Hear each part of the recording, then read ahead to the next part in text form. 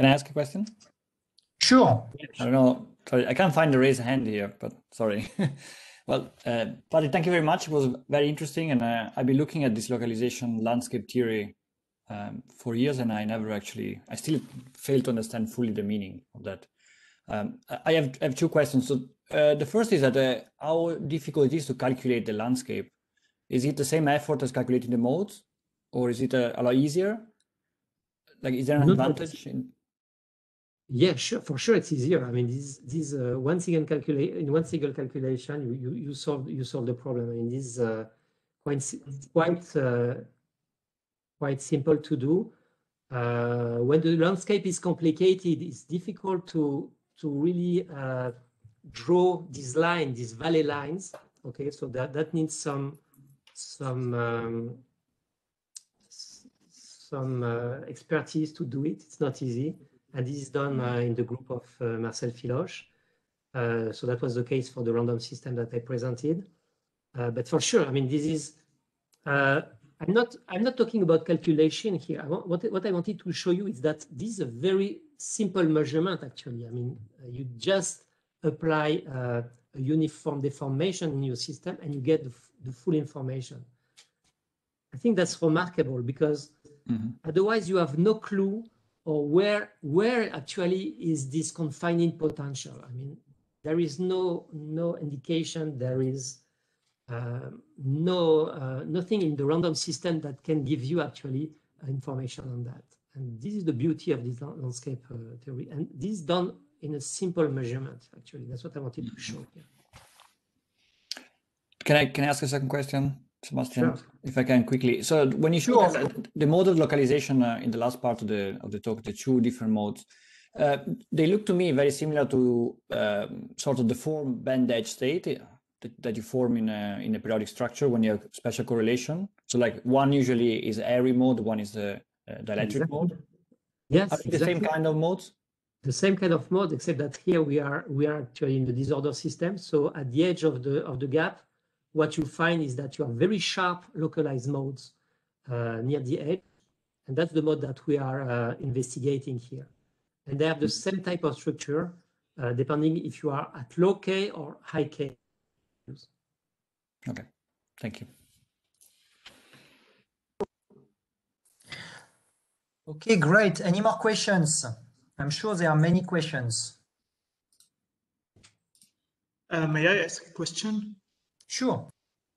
Here we have a thin plate. Let's imagine that we have a semi-finite substrate. Should we have the same U? So you are asking actually what will happen for Rayleigh waves? Exactly. If you are talking about elastic wave, you're asking if there is any theory like that for Rayleigh waves. Exactly. That's your question, yes? Yeah. I mean, the theory will work. The question is, how can you actually measure the landscape in such a system? I have no idea. I have no idea because of the volume of the system. But in principle, yes. I mean, the theory should work too in this system. You know, we have different equations, we have different operators, but the concept is general for any type of operator. Thank you. In the same spirit, what about the Maxwell equation? Would it work?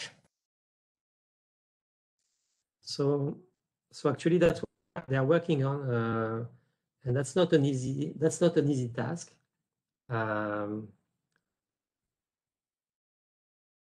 What is difficult to actually include in this theory for now at this point is what will be a dielectric scatterer, for instance. Okay, we know what is a clamp scatterer. I mean, something which is fixed. We know how to describe different type of boundary condition, not only Dirichlet, but the theory at this point does not include something which is, I would say, in between. You know, a dielectric scatterer or a blind hole that, like I described here, is much more. It's not included at least in the theory. It is not yet reached to my knowledge. Maybe they did some progress on that, but I'm not aware of that at this point.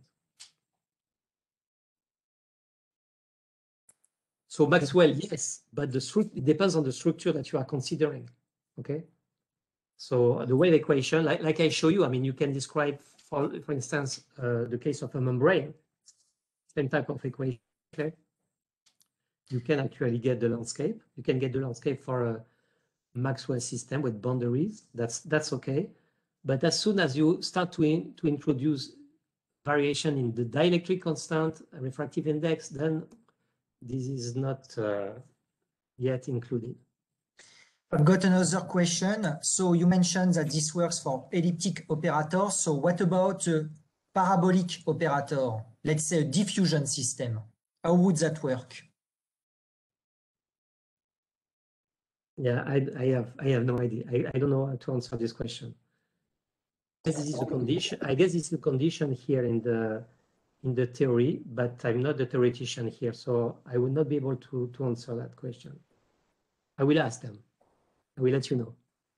But I prefer to be so this is very interesting because I had a quick look at the PNAS paper, and you say that essentially it takes them 2 lines to prove this theorem. Actually, you just write the definition of the function. Okay, you apply it to an eigen function. Okay, so you integrate g of psi, which is psi itself. Okay. And you replace by definition the operator on psi, and you get lambda psi, and you just bound the system by taking the maximum value of psi, and that's it. I mean, this is really this is very, very simple, and other mathematicians were really ashamed they never found that. That's really amazing. That's really an amazing theory. And it really opens a number of perspectives, not only calculating the domains, but many other things, like I wanted to show here. And what happens now if you have a nonlinear operator? Wow. You know, for instance, this would happen when we have some frequency dependence on the parameters, dispersion, and so on. Right. I'm sure it's not yet included. It's not, I don't know if it's possible to describe that. I just want to mention that you remember when I plotted the frequency of the mode in the experiment along this prediction curve, the first point was a little bit off. Okay, it was off the prediction. And the reason for that, we guess, is because the deformation was too strong on the plate, and you know that it's very easy to reach a nonlinear regime when you deform a plate, and this was not counted in the theory. So I would say yes. I mean, this is going to be this is a tough issue. Lovely. So any more questions? Please, people, come forward. You know, I ask naive questions, so you can also ask any questions that comes to your mind. Yes, can I ask a question? Sure. I would like to know whether some work has been done regarding traction-free boundary conditions, for example, instead of clamped boundary conditions. Yes, they have done work on that. I know that they can include any type of I mean, going from open, I mean, free boundary or clamp boundary or in between. I mean, you have all the spectrum is included in theory. That's not a problem for boundary condition.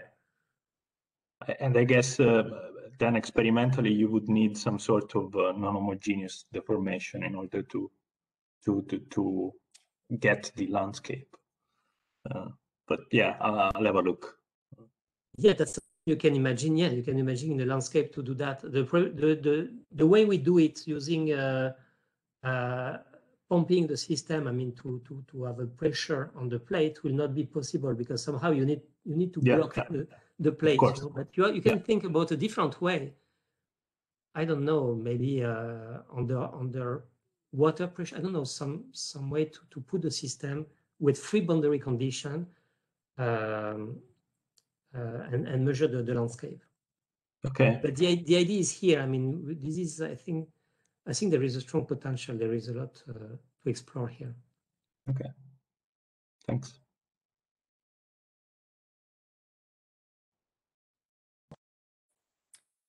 Any more questions, people? It's a unique opportunity to get to know this really nice landscape theory. I mean, it's not unique. I mean, we can talk. I mean, you can contact. Good opportunity. Let's say it's a good opportunity. Yeah, it's a good one. Yeah, it's not the last one. I hope so.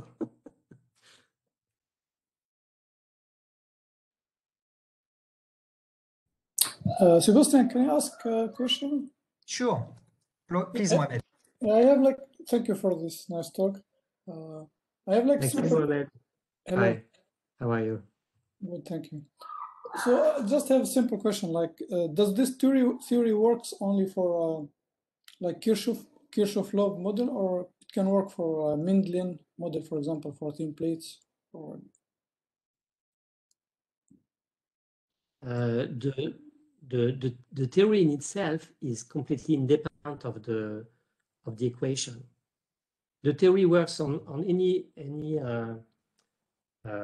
operator, whatever the operator you use now.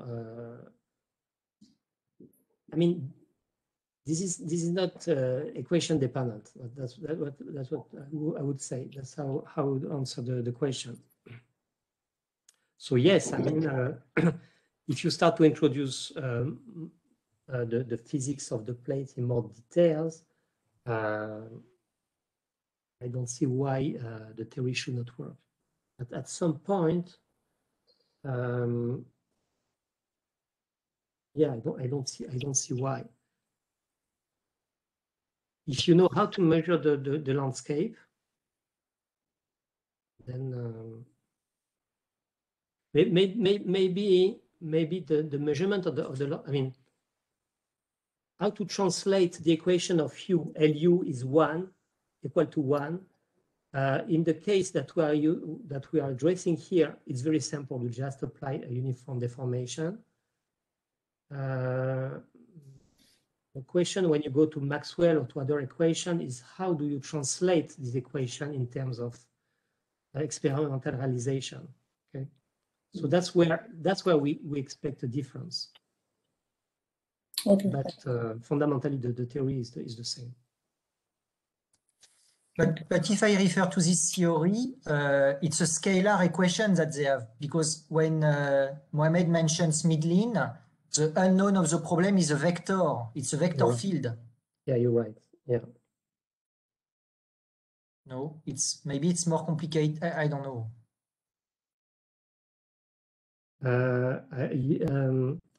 If I remember well, they have extension in 3 dimensions. I don't think they include in the theory vectorial fields, but they have also an extension in 3 dimensions. So in 3 dimensions, this would be hypersurface. So they have a volume. You solve the spectral problem in a volume, and then you look at the hypersurface. Yeah. Mm-hmm. It's not in the PNS at the end. No, I don't remember that. I remember that from a talk of Marcel. He presented a 3D case. And so for you, it's not dependent upon the boundary conditions. This could be Neumann, Dirichlet, Robin, whatever you want. Right. Or a combination? Right. Yeah, combination of them. That's included. They know how to do that. They know how to include that in the theory. Mm-hmm.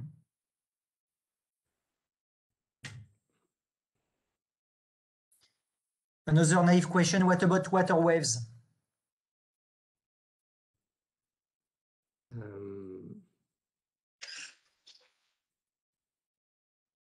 Because you can easily imagine, envision some experiments for water waves. Right, right. Yeah, I think that should be feasible. I think. Yeah, I don't see any problem with that. Okay. Let's try it. Let's try it.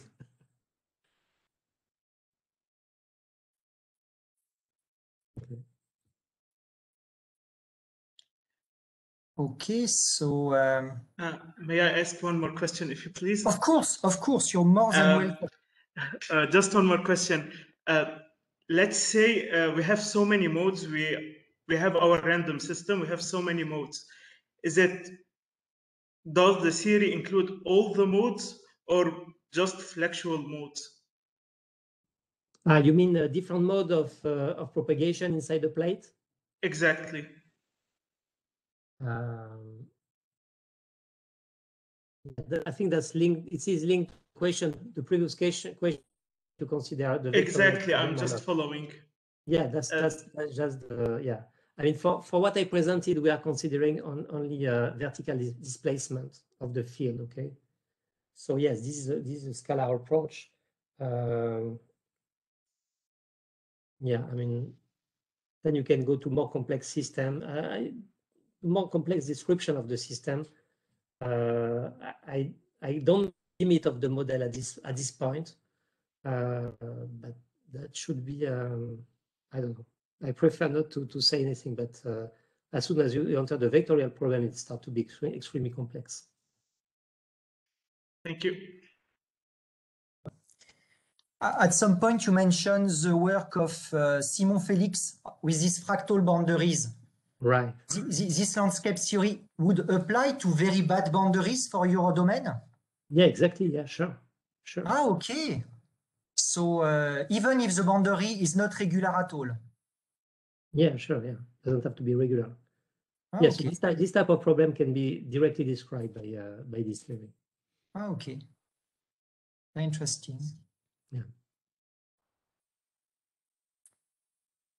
Okay. You've got a last chance to ask your question to Patrick. Thank you very much to everyone, and thank you very much to you, Sébastien, Bogdan, and Mohamed, if he's here. I don't know if he's here. Okay, thank you very much, everyone, for attending this webinar today. And let us thank again our speaker for this great talk. I mean, it's a wonderful theory, and I guess that if you want to contact Patrick, you can drop him an email, for instance. Yeah, you are very welcome. Please note again that there is an open postdoc position with Patrick in his group, so you are more than welcome to contact Patrick about that. Thank you for the free ad. Okay, we hope to see you again next week. Bye-bye, everyone. Bye. Bye. Thank you. Bye.